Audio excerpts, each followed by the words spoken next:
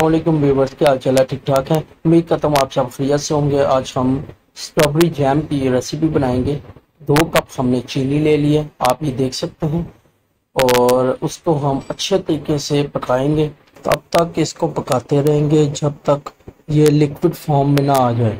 यहाँ पे आपने चम्मच चलाते जाना है, चलाते जाना है, चलाते जाना है। ये मैं आपको आग दिखा रहा हूँ, आपने मुनासिब ही आग रखनी है।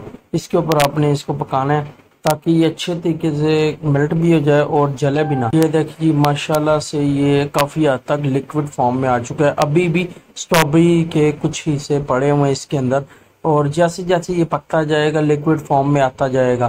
तो ये आप इसकी कंसिस्टेंसी देख सकते हैं, कितने मज़ेदार चीज़ बनी है। इंशाल्लाह जैसे जैसे पकेगा और मज़ेदार भी होता जाएगा।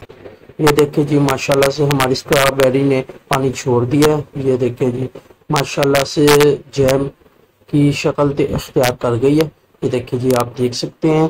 इंशाल्लाह जब आप इसको खाएंगे तो आप तो उंगलियां चाटते रह जाएंगे। इंशाल्लाह ये बहुत ही मज़ेदार रेसिपी बनी है।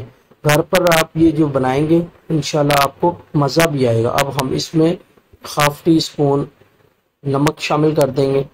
उसके बाद आपने इसके अंदर काली मिर्चें भी हाफ टी स्पून ही शामिल कर देनी है।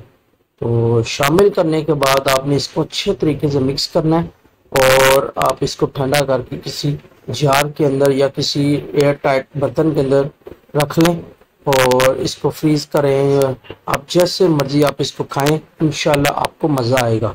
वीडियो पसंद आए तो इसको लाइक ज़रूर कीजिएगा। चैनल पे नए हैं तो सब्सक्राइब कर सकते हैं। मिलते हैं नेक्स्ट वीडियो में। दुआ में याद रखें। अस्सलाम वालेकुम।